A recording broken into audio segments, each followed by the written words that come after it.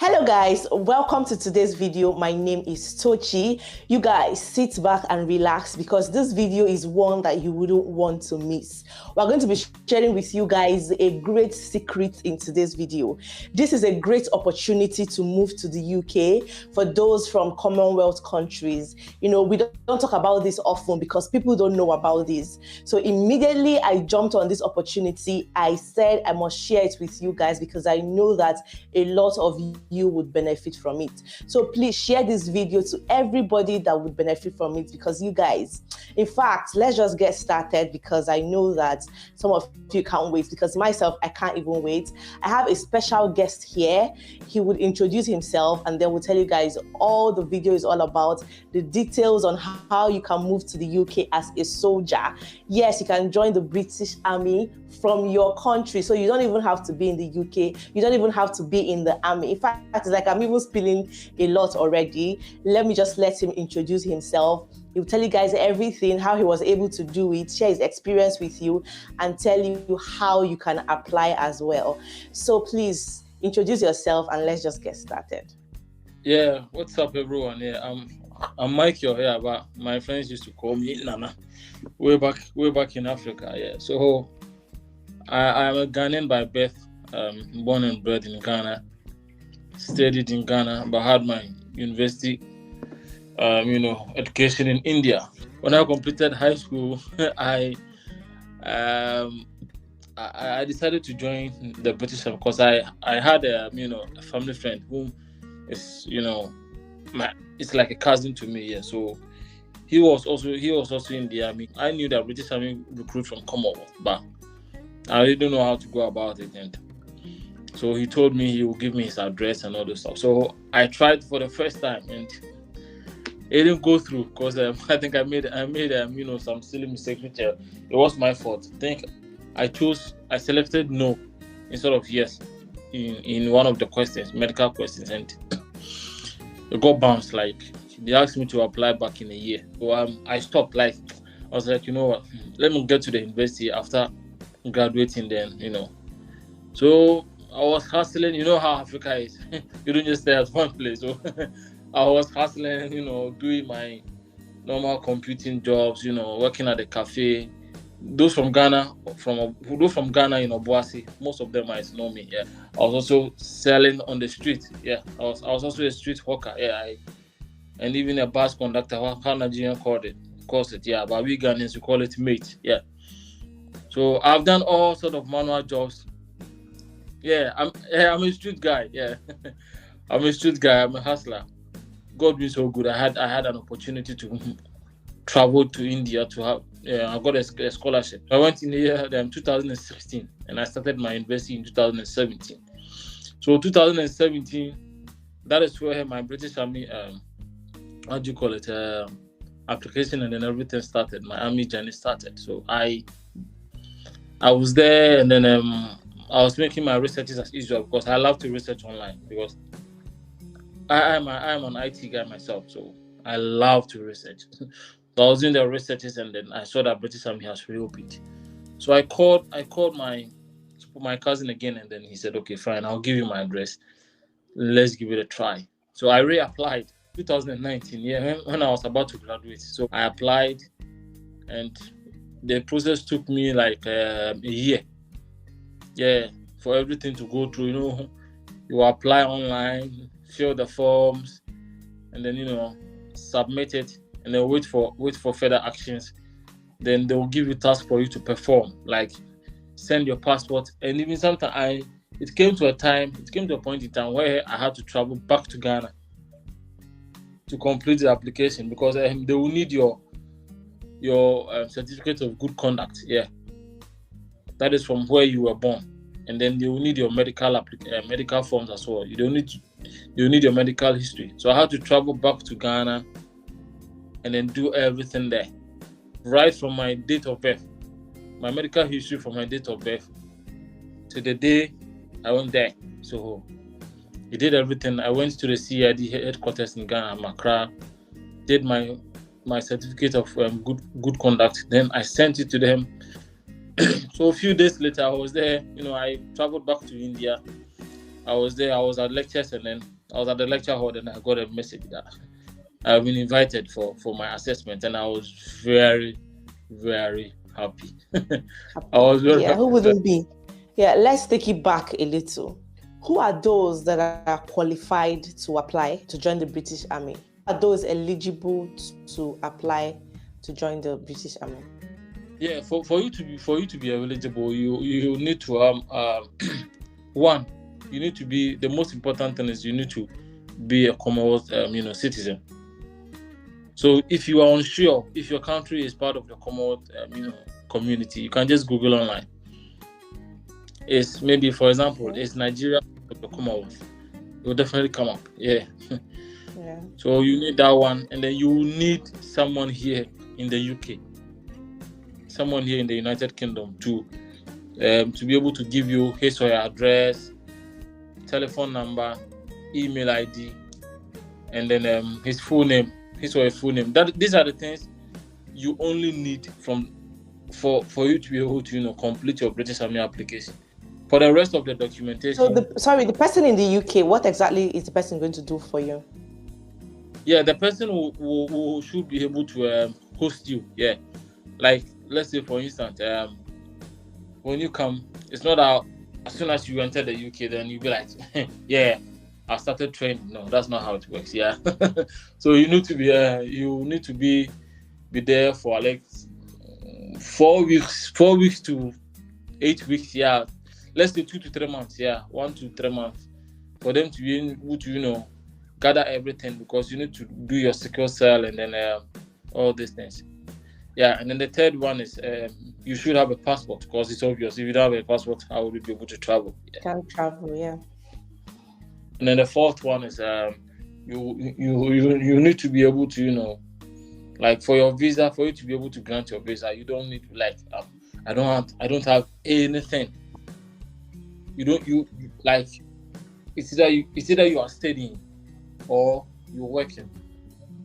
These two things. If you are studying or you're working, I will be able to help you get your visa. But if you are not doing none of them, then it can still work, because I've heard people who were neither studying or working and then it worked out, and then they are currently in training now. Yeah. Okay, so do you need to be a graduate to apply? No. I myself, I did not apply with my university degree, because when I was applying, because you were still studying. Yeah, I was still in my final year. So did you write any exam? Did you write the IELTS or do the NARIC? No.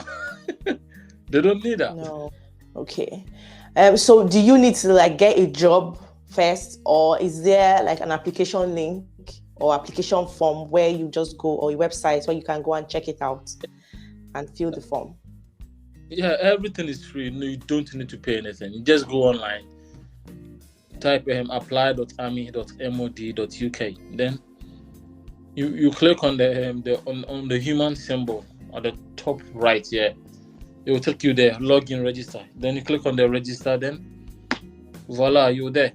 You fill fill everything. Then. So did you show proof of funds? Did you pay the IHS fees and all that?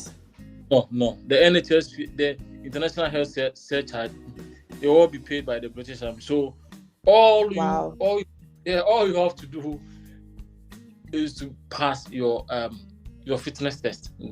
The fitness test, is it a physical test? Yeah. Or done online? So you have to come into the UK to do it? Yeah.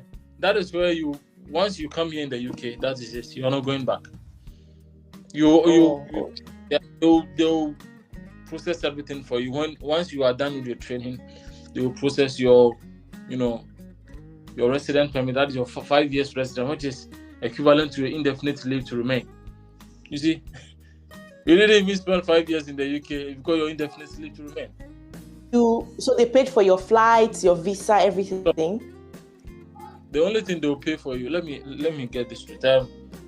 Once you get your letter for assessment, yeah, you start applying for your visa. The only thing British Army will help you is to get you a letter, which will at least give you 40 to 50% of your visa getting approved, of which the probability is not very high. You still need to prove to Home Office that yeah, you are capable of, you know, going back. Did you do the tuberculosis test and all that? You don't have to do it because you are coming with Okay. a 6 months visa, standard visitors visa. Yeah, in case you fail, Okay. in case you don't The pass it, test. and then Oh, okay. that's you back. Yeah, so they'll give you the letter.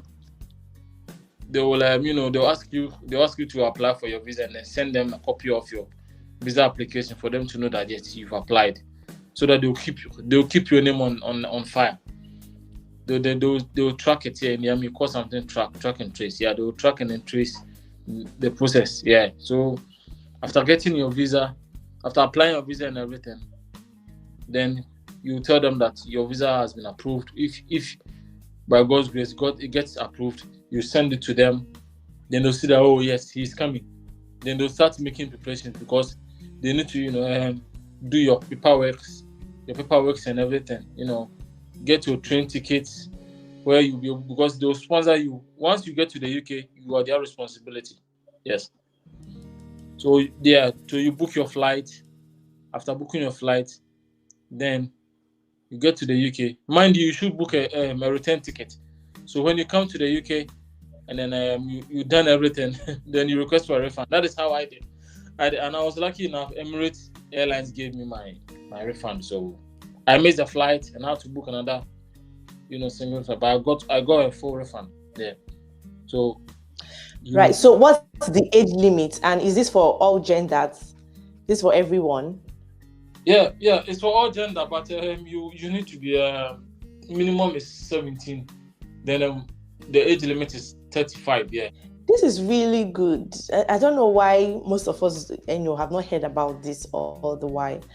And this is a great opportunity. So is this application done every year, or is there a time limit, a time of the year where you have to go and apply for it? It's open till nobody knows when. So it's always open for people to apply. Yeah, the technicalities in it is that when they get what they want, the number of applicants they want, then they close it. You get me? Yeah. Yes, they close it. So right now, as it stands now, they've closed it. Unfortunately, they've closed the application, but you can register for your interest. Once a role becomes available, then they will what do you call it? They will reopen it. Yeah, then they'll pick your application from there. So most of my followers and my subscribers, I just tell them that just register for your interest. If you register for your interest, it's better than doing nothing.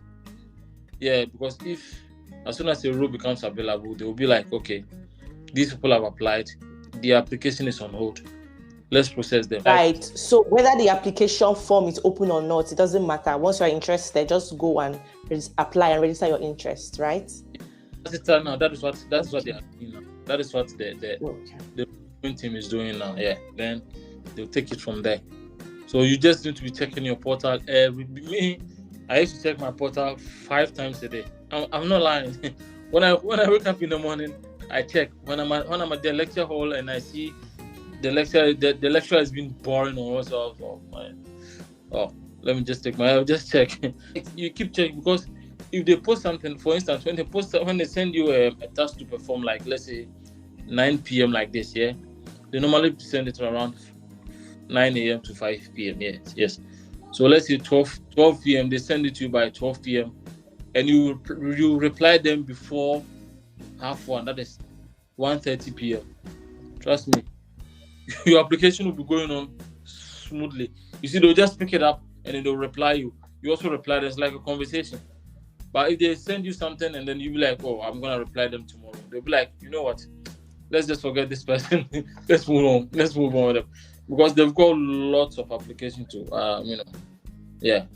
to handle. Yeah. Okay.